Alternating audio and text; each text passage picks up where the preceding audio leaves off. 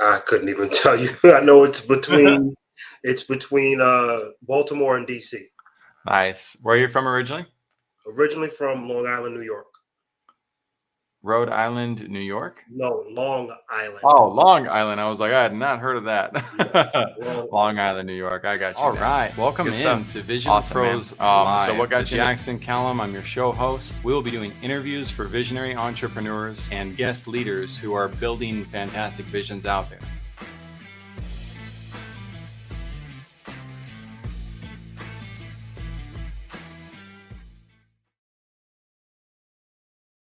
And welcome into a special edition of Vision Pros Live. I am going to be bringing on a guest named Alan Gregory. Alan specializes in helping businesses with the sale of their ventures and making sure they are teed up to be able to sell their business. Because most businesses, when they get to that stage, just aren't ready. They don't have it all put together. They haven't thought about that. So whether you're in the beginning, and thinking of Stephen Covey, begin with the end in mind, or you're facing the reality that you may want to sell your business sooner than later, this is going to be a great discussion. I'm excited to see what types of theories Alan presents, what types of red flags could exist in your business as you get ready to sell, and what types of people you should be turning to help with the process of making sure that you sell and sell well. Without further ado, or rather before getting him on, a quick shout out to our sponsors, Epiphany and ablehealth.us. Both are up here in this corner. Definitely feel free to check out their websites. And of course, on the opposite side, we'd love to see you contribute to the Water Project or some other means. The more we give, usually the more we get in life or the next, if you believe in that. So with that said, without further ado, Alan, thank you so much for being on the show. And we look forward to diving into this subject and opening the eyes of entrepreneurs everywhere. Appreciate you, man. Absolutely. Thanks for having me. Yes, sir. All right. So, with that said, one of the things that you earned fairly recently is it says you became a certified exit planning advisor through the Exit Planning Institute. Tell us as much as you can about your background before you got to that stage, and then let's transition into talking about what you've learned from that institute, what qualifies that institute, etc. But what were you doing before becoming a certified exit planning advisor? So when I graduated high school in 1998, I know that's a long time ago, the Good for 1900s, you. some of the young folks, right? So I graduated high school in 1998. I had a lot of sales jobs from then until about 2003. 2003, I went to corporate America and I was a customer service representative. They decided they were going to move the service center. So I became a marketing analyst for that same company from 2005 to 2008. The reason I left corporate America is because I read Rich Dad, Poor Dad cover to cover twice in 2007 over the Thanksgiving holiday. So 4 days, read the book twice, cover to cover. And immediately I became a digital marketing consultant because I already had some of that background from the stuff that I was doing before. So when 2020 came, the pandemic hit, everybody decided they were going to reinvent themselves, me especially, obviously. And I saw an ad that came across that talked about buying businesses and consulting for equity. And I had been doing retainers. So, monthly retainers, weekly retainers, hourly retainers for 12 years, doing ads and funnels and emails and stuff for people. And it was just time for me to do something different and bigger and better. So I got involved in the mergers and acquisition space, and we started reaching out to business owners that potentially wanted to sell their business through the conventional means, which most of these guys are doing: cold calls, cold emails, LinkedIn DMs, direct mail letters, and stuff like that. We were doing that, and we were contacting a lot of different people. But the one thing that happens so often, I would say 90% of the time, business owners are not ready to sell their business. So my colleagues have this next mentality. Some of them did anyway, not to talk bad about any of them, but a lot of them did have this next mentality. So if they're not ready to sell right now, then we don't want to talk to them. We only want to talk to people that want to sell right now. And I'm like, as a marketer and a consultant, that didn't make sense to me. So I decided I was going to go and get myself certified in exit planning, because when I'm coming across people and I potentially want to buy their business, they're going to be more comfortable with me if they know that I have their best interest in mind by trying to help them do it the right way, not this whole shark thing where I'm just trying to, like, quote unquote, steal your business from you. So that's how I kind of got to where I am now. I care, like, I want to do this the right way. And EPI has been around, I believe it's for 20 years. Chris Snyder is the one who he acquired it, which is an interesting thing because he acquired it from someone else. I don't remember the name of the guy before that, but Chris and Scott Snyder are the father and son team that owned this business. So it was like a family business. And Chris, not recently, I would say maybe a few years ago, but he had been working in the Exit Planning Institute, and he used all the Exit Planning Institute's presentations and words and methodologies to take himself through an exit. So now this father and son team, the son is actually running it now, and he's working on his exit to have someone else take it over. So they're constantly doing the same stuff that they're teaching. So that's why I thought it was a good idea for me to learn from them, and I do the same stuff myself. That's smart, man. No, you covered a lot of important factors that I hope people evaluate as they consider who they might want to work with. It actually reminds me of my first realtor when I was a first time home buyer. Right, we had so many realtors that I went through because I don't want to say difficult. I'm well researched though. Like especially with something that of that magnitude that's that important. And most realtors didn't want to deal with me. They wanted the easy lay down. They wanted the person who was going to listen to everything that they said. And like you said, ultimately, like shark me into a deal that wasn't necessarily in my best interest. And so here I come fighting back, and they'd be like, well, Jackson, like, it's just not realistic to find, there aren't that many houses on the market with this criteria. And I said, guess what? I only need one. So you can either go on your way, and not waste either of our time, or you can help me find my one deal, because that's what I will get. Right. So the gentleman I ended up working with, Monty Malding, shout out to him from Keller Williams, who's become one of my great friends in life. He understood the value of being there for us along the process and helping us understand what we didn't understand. So, like you said, rather than going to a Shark Tank style situation where it's rushed and hasty and they're only picking out the ones who are already perfectly qualified, so to speak. It sounds like you've set up a system where people can come in and learn about the exit process prior to the rush, and kind of get themselves ready so that they can sell their business for as much as possible while having a little bit more control and calm in the process. Did I get that right? Absolutely. Yep. Okay, man. Well, let's dive into some of those aspects. I read some of it on your LinkedIn. If anybody wants to reach out to Alan via LinkedIn, and connect with him there, of course, in your about section, it talked about establishing a realistic valuation for your business, evaluating deal structures that can get funded in today's lending environment, and pitching the deal to people that you're connected to, and some other aspects. But walk me through a little bit of the process. If I were interested in selling my business in the future, when is the ideal time to talk to you? What should I have prepared on my end? And yeah, where do we go? So the ideal thing to do, and a lot of people don't do this, they wake up one day and then they decide they're going to sell their business, but they have been thinking about it for 3 years. Don't contact me the day you decide to sell. Contact me the 3 years before when you're thinking about selling. Huge difference. Most people don't do that. So that's one of the first things.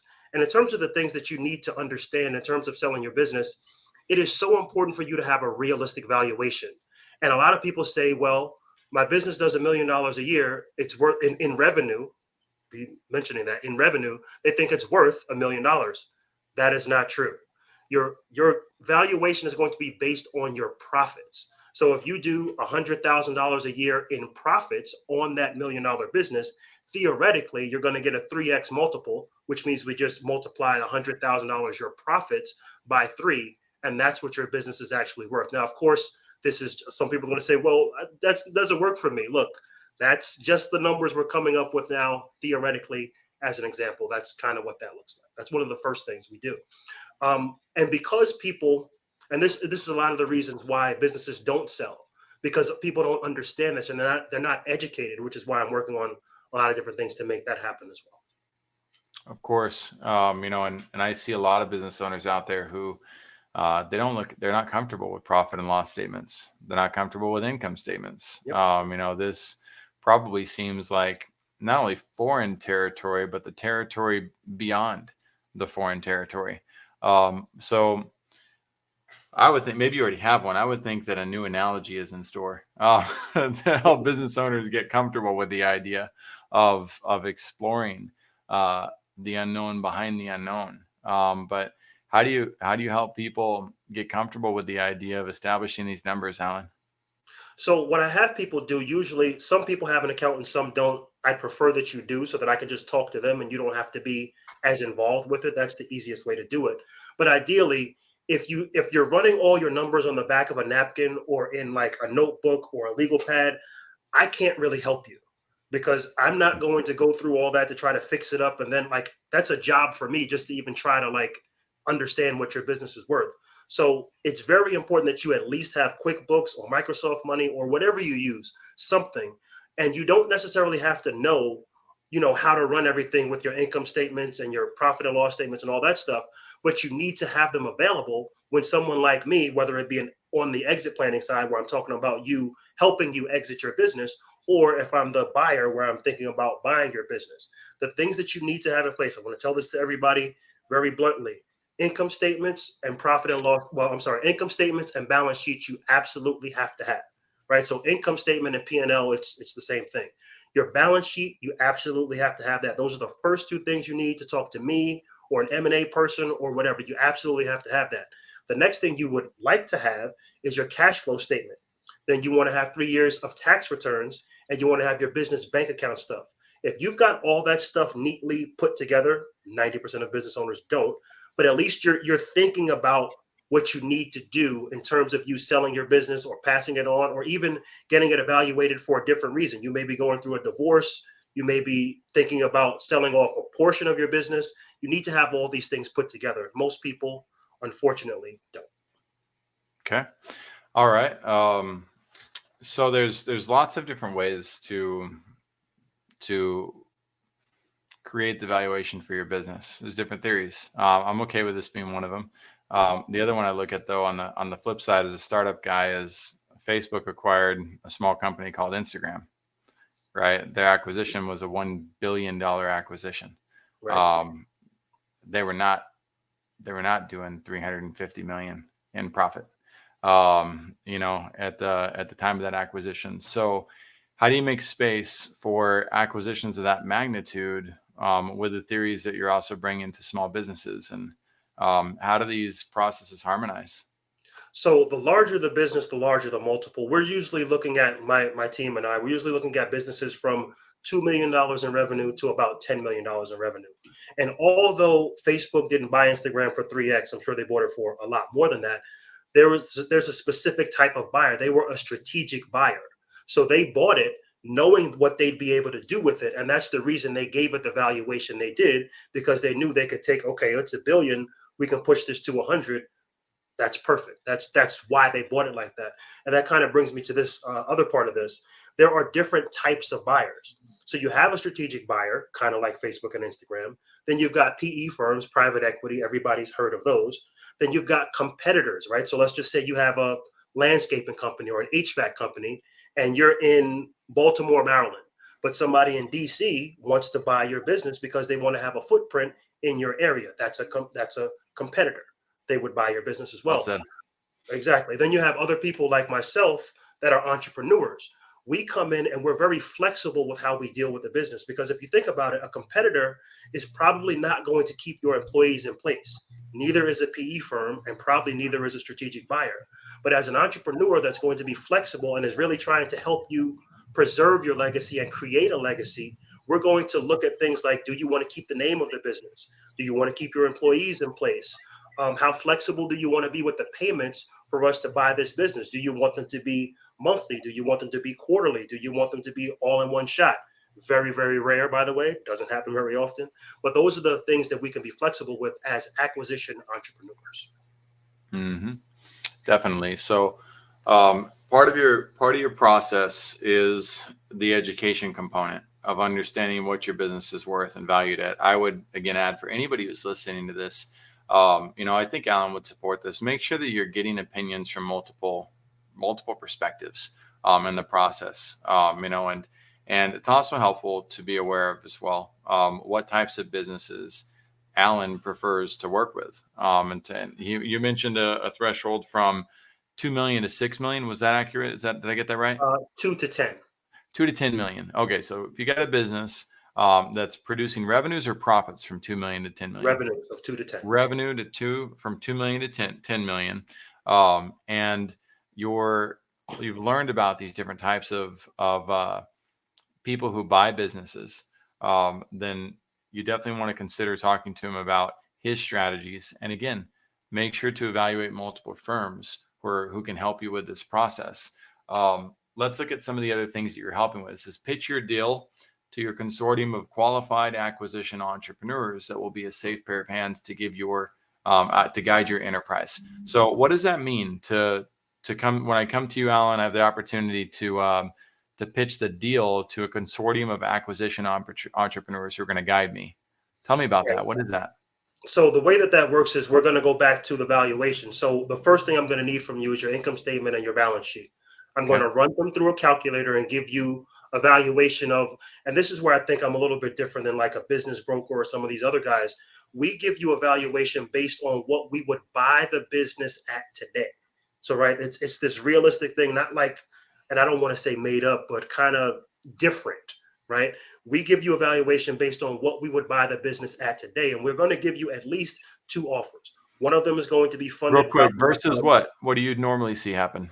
Instead of it being based on buying it today, what do you normally see happen in the market?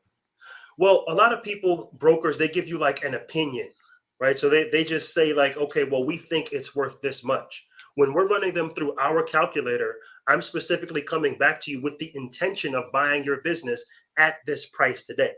Most brokers, most other people they're not giving it that level. They're just saying, okay, well, based on this and based on this is what we think it's worth. You're doing a more thorough audit is what it sounds like.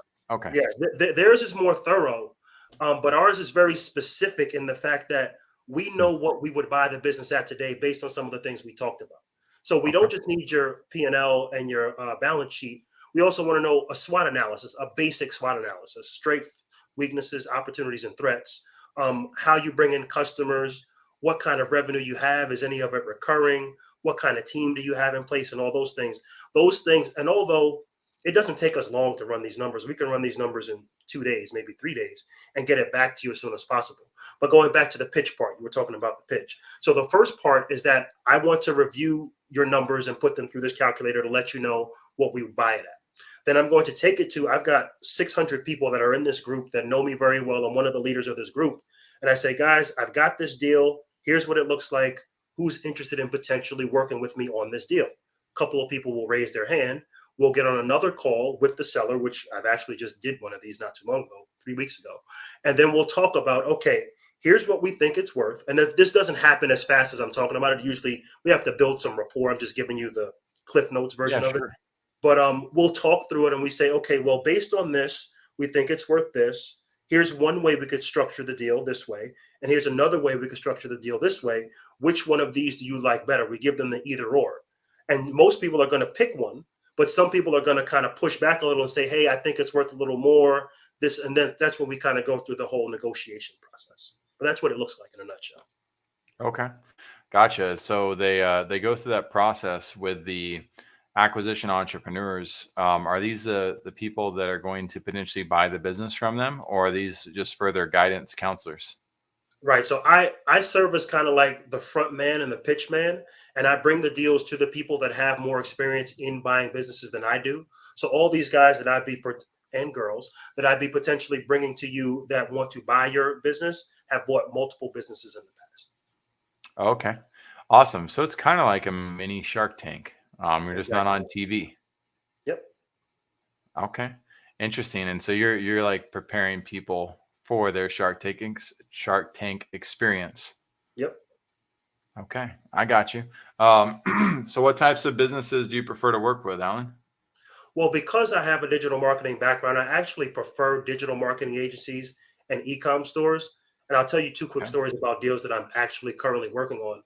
A young lady I sent a LinkedIn direct message to in April contacted me back in July and said, hey, can we have a talk? So I sat with her. I talked to her. She was on for about 45 minutes. and she is very interested in selling her business. So she's motivated. We're always looking for someone who's motivated to sell, like in real estate, the same kind of thing. And she's motivated to sell. She's got her reason. She's got her team. She's got everything in place. And I'm like, okay, well, this isn't really an exit planning engagement because you want to sell your business within the next 18 months. She's like, yeah, but I want to exit in this way that's not like you're going to buy my business today and I'm gone tomorrow. I want to be involved for the next 18 months during this transition. So we're talking about that. I talked to her about that. I brought in one partner and we had great rapport. We talked again about certain things that we need to talk about. Then I brought in another partner. So now there's 3 partners, 2 partners and myself in this deal. And we're going back and forth with her now. We got our P&L, we got our balance sheet. We're going through itemized things now. So we want to know about her owner's compensation. We want to know about her revenue by month. We want to know what she pays her teams and all this stuff. So this stuff is all coming together like in real time. So probably gonna have another meeting with her in the next week or 2. So that's one deal, digital marketing agencies. The other one is e-com stores. Now, what's interesting about this is that I post on Facebook and LinkedIn, so people reach out to me. I don't have to do a lot of outbound. More people started to come to me now, especially with me doing podcasts and stuff like that. So a gentleman came to me and said, hey, Alan, do you want to buy an e-com store? I said, well, that's not really our business. We really, want to get into the business. And if I was going to buy an e-com store, I don't want one. I want 10, 20, 40. That immediately piqued his interest. He's like, wait, you want to buy that many? I'm like, yeah, let's talk about it. So he got on the phone with me. He vetted me. I vetted him. And we said, okay, this is what you want to do with your business. You want to take your business to a higher level, not with you just being able to sell one e-com store to one customer. You want to make this thing into something that's large and has a really good ecosystem. And he's like, yeah. I said, well, the first thing you're going to need to do is to acquire your supply chain up and down. You need your distributors, you need your warehouse, you need your transportation and all that stuff. And he's like, yeah, we thought of that. That's not really our expertise. We need some help with that. I said, okay, no problem. So I brought in a partner. We start talking to them about that. We've been talking to probably about 6 weeks now. We have a weekly meeting that's ongoing. And now we're at the point where these guys are going to go to their suppliers and start finding out who they are and how much of their business is represented within those suppliers. So we have a leg to stand on when we go to acquire these suppliers. And now this is all overseas, by the way. This guy happens to be in Spain. And I'm talking to someone in my network who has phenomenal supply chain experience. And she's potentially going to be helping us with that because she's got boots on the ground over there. I'm over here. So I'm going to go over there, but I don't live over there. So that's another deal that's coming together. So to answer your question, the long and short of it is digital marketing and e-com. Okay. Interesting. So we've dove into a lot of areas of business and selling businesses, the niche you're going after. So let's bridge some of the gaps in these series of questions. So who should be listening today, Alan? Why should they listen to you specifically? And what do you think they're going to get out of the rest of today's show? So the people that should be listening are people that have a mindset toward the future, are people that get into a business and realize they're not one of the people that say, I'm going to die at my desk. There are very few of those people. People tend to say that, but that's not really the truth. If you're an entrepreneur and you know that you're going to have, like most people have multiple jobs in this day and age, right? So if you're going to have a job that you stay at for 5 years or 7 years or 10 years, it's probably not longer than that, especially in 2023. You're probably going to do the same thing in your business. If you own a business today and you say, I'm not going to sell it, this is my baby, I want you to think twice about that because that's not absolutely true. Unfortunately, you're going to have to exit that business for one of a couple of reasons: death, disease, divorce, disability, or you get bored and disillusioned, or you have a partner dispute. Any of these reasons could be reasons that you potentially exit your business. And it is so important for you to have things in place now so that if any of those tragedies may befall you, you're in place to do that. Those are the people that are forward thinking and understand that kind of thing. Those are the people who should listen. The reason why you should listen to me is because I consider myself a little bit of a unicorn. I am a mergers and acquisitions guy. I'm an exit planner, and I'm also a marketer. Very few people have all 3 going on. I know a lot of people that are in M&A and marketing. I know a lot of people that are in M&A and exit planning, but I don't know anybody that's in all 3. So the reason you should be listening to me is because one, I'm in all three. Two, I actually care because there's a process to this, guys. Like if you're going to think about selling your business, you want to work with somebody who's going to help you plan the exit, take you through the liquidity event, meaning that somebody actually bought your business from you. And then the next part, which we haven't even talked about yet, Jackson, is wealth management. Think about this. If I help you plan your exit, and that takes 24, 36 months, and then I actually take you to somebody who's going to buy your business for more than what we talked about originally 3 years ago, assuming that we talked 3 years ago, your business is sold. Let's just say it's sold for $10 million. If you get $10 million in your hand, chances are you may not do what you need to do with it. And if you don't have the proper tax planning in place, you're going to have half of that anyway.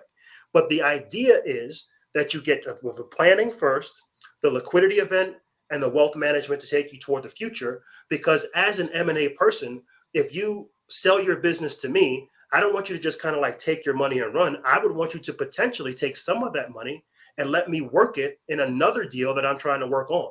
So this whole life cycle, this holistic, comprehensive thing is what I do. And like I said before, I actually care about this. I'm not a shark. I play with the sharks, but I'm not a shark. I want to help you actually create a legacy and preserve it so that you can do something significant for your family and your grandchildren's grandchildren know who you are. Let's talk about that for 15 seconds. Okay. What's your vision, Alan? My vision is every person that I help sell their business decides that they want to create a trust fund for their children and grandchildren. Interesting. So, follow-up question. Why is that important to you? Okay. So my mom passed last year in February, and I love her dearly, but she worked 30 years at a job and was only able to leave $20,000 between myself, my sister, and my brother. That's not something I want to happen to anybody. I'm not saying anything bad about people that work at a job, but if you have a business, there's something more to you if you have a business because you're serving. It's not like you just go to a job and collect a check and walk away.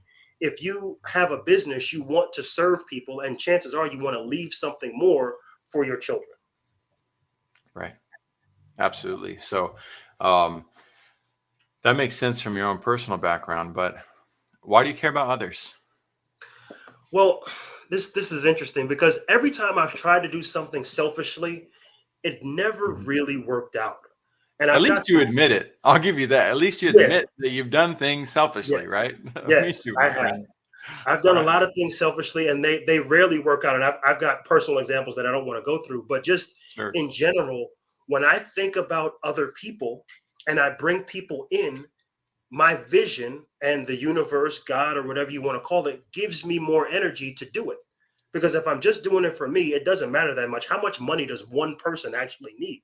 But if you're supporting a family or a community or a world, I wouldn't go that far, but just, going out there, you have more energy to do more because then that's why you're going to be able to do more because you have that energy to do, and it's given to you from the universe. Nice. I love that. That's fair. So let's talk about powerful lessons. What powerful lesson can other visionaries learn from your experience, your personal experience? Ooh, my personal experience. So although I left my job in 2008 and became a digital marketing consultant, I wouldn't advise that for everyone because it doesn't work for everybody that way, right? I had an entrepreneurial spirit from when I was very young. And that's not to say that I didn't have my struggles from 2008 to 2011, because between 2008 and 2011, I bought every course I could buy. I had no money. I ran out of all my credit cards. I slept on other friends' couches. Like it was really bad for a time. And if you don't have the strength to allow yourself to go through something that's that hurtful, because it can be, then you're probably going to have a tough time really being an entrepreneur. And you should listen to someone like myself who's been through some of the hard times. And yes, as an entrepreneur, you fail. You're going to fail. And if you don't fail, you didn't really try. So listening to someone who just only tells you about the good things and none of the bad things, those probably aren't the right people. Interesting. So who are some of these mentors then who shared some of the bad things with you? Or some of the ones that seem to be more transparent in the market? Right. So the people that I'm working with now, I can give you a couple of names right off the bat. Carl Allen and Roland Frazier are my two top mentors in the mergers and acquisition space. I also listen a lot to Cody Sanchez because she puts out a ton of content, and I listen to Alex Hormozy as well. So those four people. Now, Yeah. I'm not in Cody's or Alex's courses. I'm actually in the mastermind with Roland Frazier and Carl Allen. Like I paid my money to get into these things. And when I tell you that I have acquisition entrepreneurs who could potentially buy your business, I can send out a link or a chat or whatever in both of those communities. And I say, I've got a deal that has this, and this. I got the P&L. I got the incomes. I got the balance sheet. I ran it through my calculator. Who wants to work with me on this deal? I said 500 or 600. That's just in Carl Allen's group. There's another 1,000 or so that are in Roland Frazier's group. And because I'm doing these things like this, people tend to see me. So they're like, okay, Alan, you're the real deal. So those are the people that work the best with me. That's awesome, man. And to validate a lot of what you're talking about, like Alex Hermosi, for instance, you don't necessarily need to be in his group in order to extract the majority of the value that he puts out into the world. Because he's a giver. He's constantly exposing more and more about what he does, and he may expose it all, but the value of purchasing and deciding to be in a group with an entrepreneur like that is you get the certainty, the security that you're being given the path from A to Z in a linear format, right? And you've done that now with it sounds like with Carl Allen and Roland Frazier. Is you have that path clearly there. You can call them or you can text them. You can hit their support email and find out what's going on. But also, they have a vested interest in seeing you succeed because you're on the inner circle. Yep. And at the same time, these circles expand. We got micro circles and we've got macro circles. We got circles that are larger, circles that are more intimate. And each one of us is building that. Well, it's really called a sphere of influence. Mm-hmm. So you've got your sphere of influence building as well, which is pretty awesome. And once somebody's in, I hadn't thought too much about that process of, okay, the person who sells with you, I didn't know that you were also helping them on the post-acquisition phase of, hey, here's what you can do with that investment. But that's also why it's so important to have long-term friendships in these situations and to come in. So if you're wanting to get to know Alan, understand that the goal is not a quick win. It's to be able to take the law of abundance, the wealth, and allow it to compound upon itself as you continue to build a relationship together. So I'm glad you brought that forward as one of the main points. So how do you envision that building in the rest of 2023 and going into 2024? So the best thing about what I'm doing now is, like I told you before, most of these guys, they're behind the scenes kind of people. They're not really front facing people. They don't like to be on podcasts. They don't like to do events and masterminds and stuff. And what's going to propel me to my vision, which is helping everybody else do what I talked about today, is being on these kinds of things. So I've got three events next month that I'm going to. I believe one is a mixer here in Maryland. Another one is, I'm going to Onyx Singal. He's got a thing coming up. So I'm going to his thing. And then I've got a Deal Maker Live event with Carl Allen's group at the end of September. So next month, I'm going to be at 3 different events, like physical in-person events, because a lot of people want to hide behind, their computer and just kind of type and send out cold emails and all this stuff. And I've done that and that stuff works. But when you combine that with this content marketing, public speaking, podcasting, being on other people's events, your own events, now you've got this thing, because now, like you said, the law of abundance, this circle goes from this to this really quickly. So that's what's going on with me for this year and all the next year as well. I love it. There's a huge psychology too to in-person events, and it's not something that you need to dissect the psychology or the science of, but just to know it.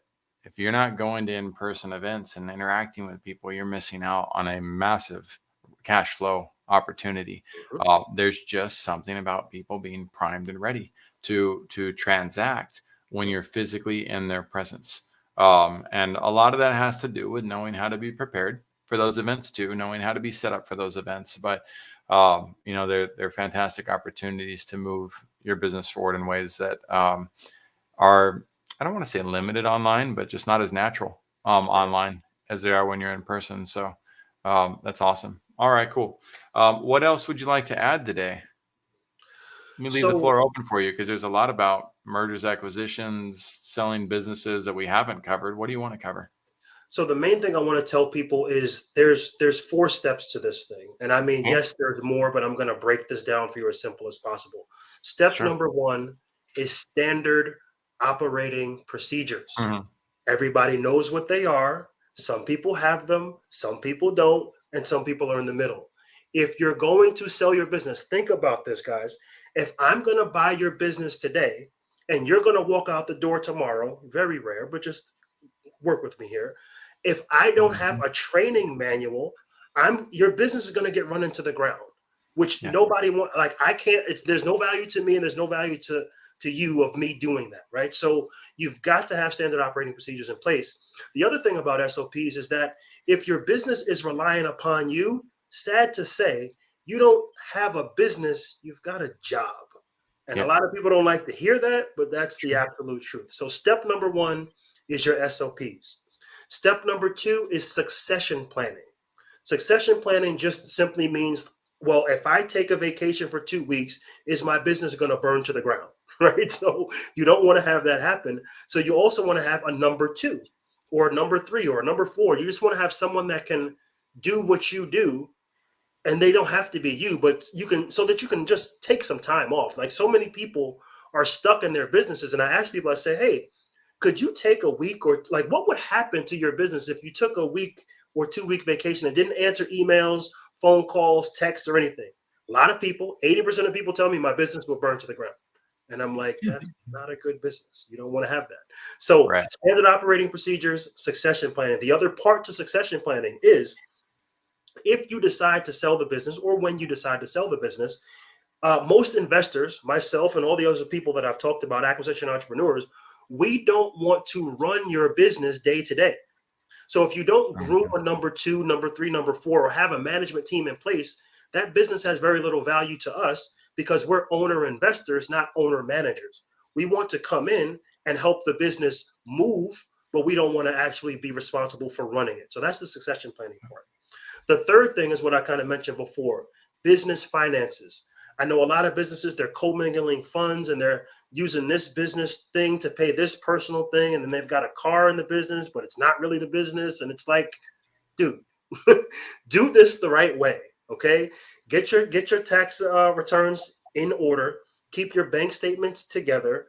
Have your cash flow statement, have your income statement, have your balance sheets, have all that stuff in a pretty little box so that whenever you need it, it's available to you. That's number 3. And step number 4 is finding the right buyer. So the difference between myself and a business broker is that when I talked about this whole holistic and comprehensive thing where I take you through this process, a business broker is very transactional. So a business broker is just going to help you find a buyer and he's gone, right? But finding the right buyer is hugely important. Like I said, there's a couple different buyers. So strategic buyers, competitors. You can even sell to your family, or you can sell to employees. Like these are options that a business broker is just not going to take you through. All they're looking for Mhm. is to find a buyer for you as a seller. They're not looking at the other stuff. So those are the 4 steps. Quickly, I'm going to review. Step number 1, standard operating procedures. Step number 2, succession planning. Step number 3, business finances. And step number 4, finding the right buyer.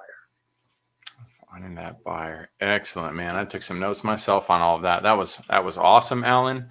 I appreciate your expertise on the subject. Um, First class business, transparently, we are not at that stage. And we know it. We've got lots of standard operating procedures to streamline. The book, the training manual has grown immensely.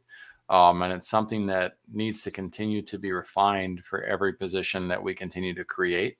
Many of you business owners, you know what that's like. You know what it's like to have a process. For instance, a standard operating procedure created 6 months ago and been utilized somewhat, but you get away from it and now you got to update it. 6 months down the road. That's part of the grind of the process. That's why it's not easy to be a business owner. It can be simplified, but it's still a difficult process. The succession planning, no, we're also not at that stage. I wish I could say we're not Jackson class business. In many respects today, we still are.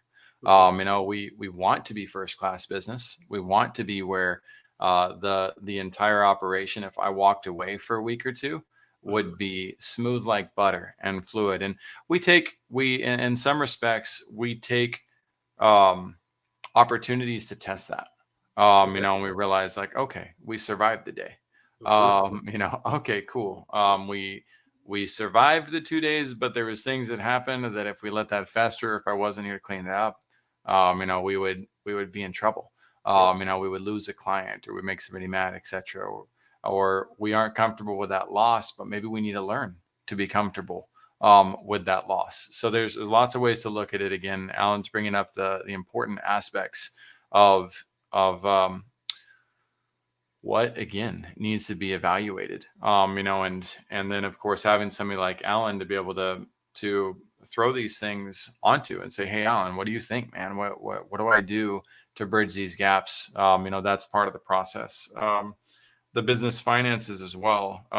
One of the things that Alan talks about is profits. If you're not in a position where your business is profitable, and you're not in a position to where you're handsomely profitable and where you're in control over your environment of selling, you're going to have to give far more away than you want to. Negotiating, Chris Voss, I'm a big fan of his book as it is narrated. I won't dive into the details of what I mean by that, but he talks about how the person who has the least to lose wins the negotiation, which is basically saying you can suck at negotiating, but if you don't care about losing, you're going to win.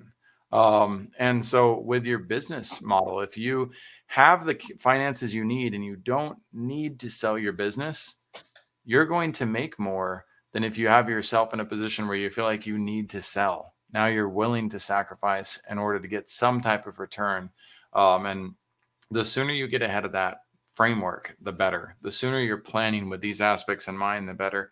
And then lastly, it's finding the right buyer, right? Having somebody creative by your side to be able to showcase your business. It's just like selling your house. That's what your realtor is supposed to do. They're supposed to be out there looking for the buyers, attracting them, getting your home listed on different applications, but also digging in their own personal network. That's usually where the great realtors end up finding the deals, is they know who to turn to in the market, which are the other great realtors out there who have constant buyers in their portfolio who are ready to pick up that home like that. And that's where people like Alan come into play, is he's constantly building his portfolio of people playing with the game of buying and selling businesses. So man, I'm impressed. I'm grateful for all that you threw down today. And I know that our Vision Pros who are building with that futuristic mindset of someday, I'm going to want to sell this. And so I better start preparing myself now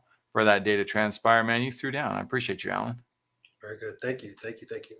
Absolutely. Vision Pros. We will actually see you later today on another episode.